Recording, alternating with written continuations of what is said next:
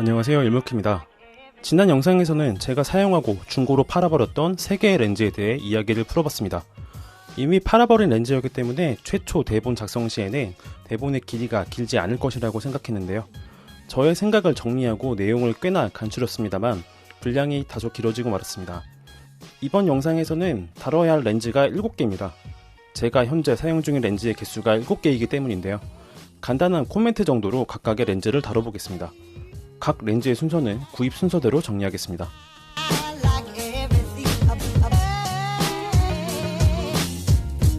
소니의 55mm f1.8 사이즈 단렌즈입니다. 이 렌즈는 50mm f1.8을 팔아버리고 구입했던 제품인데요. A7 시리즈 1세대의 출시와 함께 나온 렌즈였습니다. 출시된 지 거의 5년이 지났지만 현재도 꾸준히 사랑받고 있는 렌즈입니다. 중고거래도 활발하고 중고거래가는 A7 시리즈의 3세대 바디가 나온 이후에 더욱 올랐습니다. 렌즈의 크기가 작고 무게도 가볍습니다. 휴대성이 가장 큰 장점인데요. 게다가 조리개 전 구간에서 화질이 굉장히 우수합니다. A7R2에 55.8을 마운트에 찍어보면 이 바디와 이 렌즈의 증가를 볼 수 있습니다. 하지만 보케가 살짝 회오르치는 느낌이 있어서 이는 호불호가 갈릴 수 있는 부분인데요. 50mm대의 화각은 많은 분들이 애용하는 화각이긴 합니다. 하지만 55mm는 50mm 화각보다 살짝 더 좁고 살짝 더 답답합니다. 다시 말하면 어중간한 화각이 될 수도 있다는 뜻인데요. 하지만 이 녀석의 광학 성능은 칭찬할 수밖에 없습니다. 시간이 지나도 여전히 사랑받는 것이 당연한 렌즈라고 생각합니다. 소니 미러리스 카메라를 사용한다면 꼭 한 번쯤은 써볼 만한 제품입니다.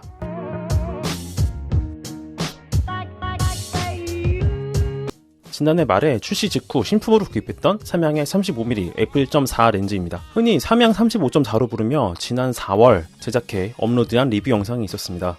지금 이 영상을 촬영하는 시점을 기준으로 약 13,000건의 조회수를 기록 중인데요.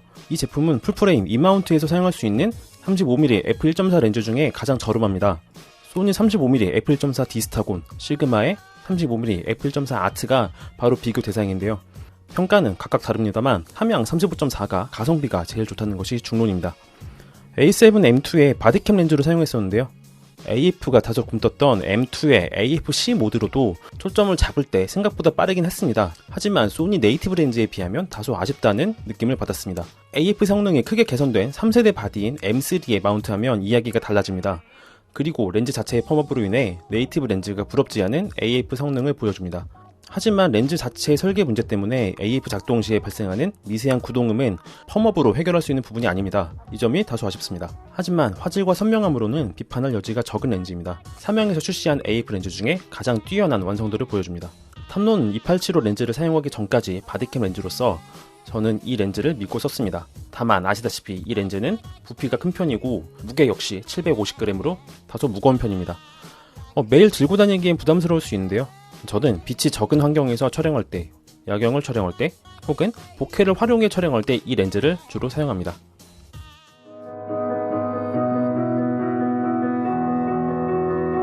삼양의 대표적인 광각렌즈 14mm f2.8 MF, 흔히 14MF로 부르는 렌즈입니다. 제가 지난 9월에 리뷰 영상으로 다뤘던 제품인데요. 소니 E마운트에서 사용할 수 있는 광각 렌즈 중 가장 저렴하고 가성비가 좋습니다. 그리고 광학 성능도 뛰어난데요. 하지만 종잡을 수 없는 형태의 왜곡이 심한 편이고 수동 렌즈라는 것이 단점입니다. 자세한 사항은 제가 이 렌즈에 관해 만들었던 리뷰 영상을 참고하시면 크게 도움이 될 수 있을 것 같습니다.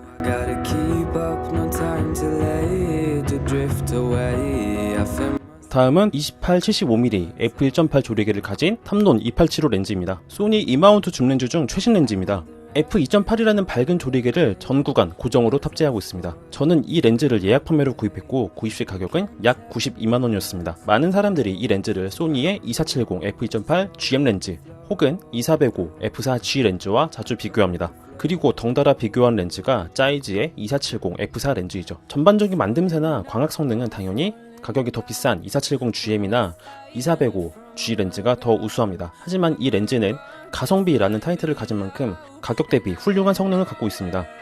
이전 영상에서 삼양 100mm 마크로 렌즈를 팔아버린 주된 이유로 탐론 2875 렌즈의 구입을 꼽았는데요.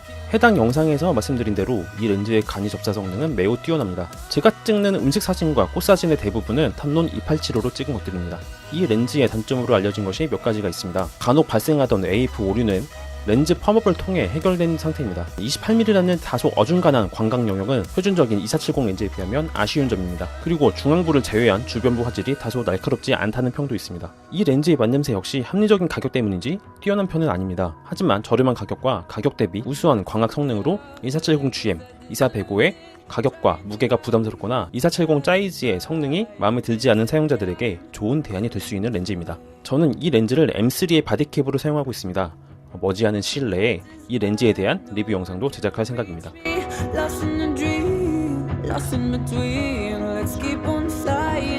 소니 70-200 F4 G 렌즈입니다.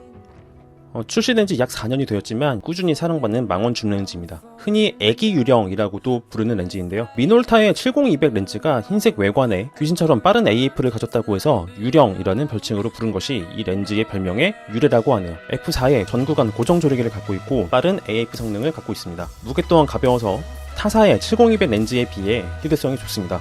소니 미러리스의 고급 렌즈군인 G렌즈답게 만듦새도 좋고 화질 역시 우수합니다. 200mm 초점거리에서 망원이 다소 소프트하고 선명함이 높지 않다는 평도 있습니다. 하지만 취미 촬영가에게는 충분히 훌륭한 선회도라고 생각합니다. 이 렌즈는 인물 촬영용은 물론 풍경용으로도 훌륭합니다. 특히 공연이나 스포츠 촬영 때에도 망원이라는 이점을 충분히 활용할 수 있습니다. 다만 저의 촬영 취향상 장망원 영역의 촬영 빈도가 높지 않기 때문에 다른 렌즈에 비하면 사용 횟수가 약간 떨어지는 편입니다. 하지만 휴대성이 좋고 망원 촬영 시의 활용도가 높기 때문에 두고두고 사용할 만한 렌즈입니다.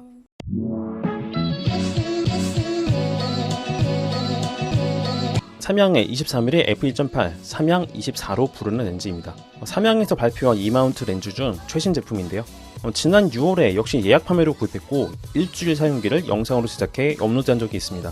이 렌즈는 사실상의 팬케이크 렌즈인데요. 무게가 100g에 불과하고 사이즈 역시 매우 작아서 최고의 휴대성을 갖고 있습니다.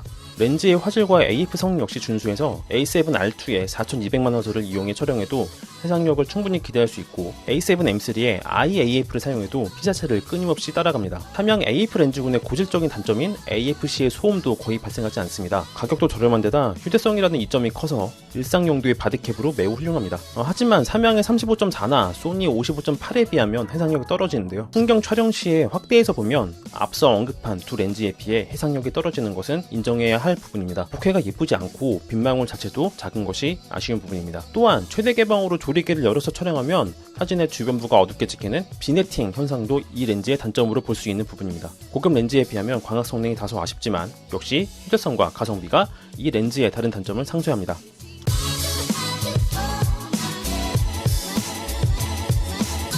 소니 풀프레임 미러리스의 가성비 렌즈를 꼽으라면 항상 손가락에 꼽히는 렌즈입니다. 바로 85.8로 불리는 이 렌즈, 일명 여친 렌즈로도 불리는 85mm f1.8 렌즈입니다. 인물 촬영에 가장 적합하다고 알려진 것이 이 85mm 화각인데요. 소니의 네이티브 85mm 렌즈는 총 3제품이 있습니다. 85mm f1.4 GM, 85mm f1.8 바티스가 있고 두 제품에 비해 저렴한 입문용 렌즈로 발매된 것이 이 85.8입니다. 이 렌즈는 각종 렌즈 성능 비교 차트에서 상위권에 위치합니다. 60만원 이하로 구입할 수 있는 렌즈치고는 수준 이상의 해상력과 AF 성능을 갖고 있습니다. 많은 분들이 필수 구매 렌즈로 꼽는 이유이기도 합니다. 최대 개방 시에 약간의 색수차가 발생하고 같은 화각의 렌즈인 85.4 GM의 bokeh와 빛망울이 워낙 예쁘다는 점을 제외한다면 딱히 단점을 꼽기도 힘듭니다. 소니의 고급 렌즈군인 G렌즈로 나왔어야 한다는 말도 있습니다. 피사체와 상당히 멀어져야 촬영할 수 있으므로 촬영자의 취향에 따라 애매한 화각일 수도 있습니다. 하지만 촬영하는 인물이나 사물을 더 부각하고 배경 흐림 효과를 아주 쉽게 얻을 수 있는 화각이기도 합니다. 55.8과 함께 소니 미러리스 유저라면 꼭 한 번쯤 써볼 만한 제품입니다.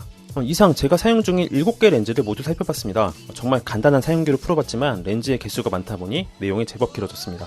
렌즈가 다소 많은 느낌이 있지만 각각의 렌즈의 쓰임이 모두 다르고 렌즈 각각의 개성이 워낙 또렷해서 무엇 하나 버릴 만한 렌즈가 없습니다. 아직 리뷰로 다루지 않은 렌즈는 추후에 리뷰 영상을 제작해 자세한 후기를 풀어볼 생각입니다. 이상 영상 마치겠습니다. 이 영상이 도움이 되었길 바라고요.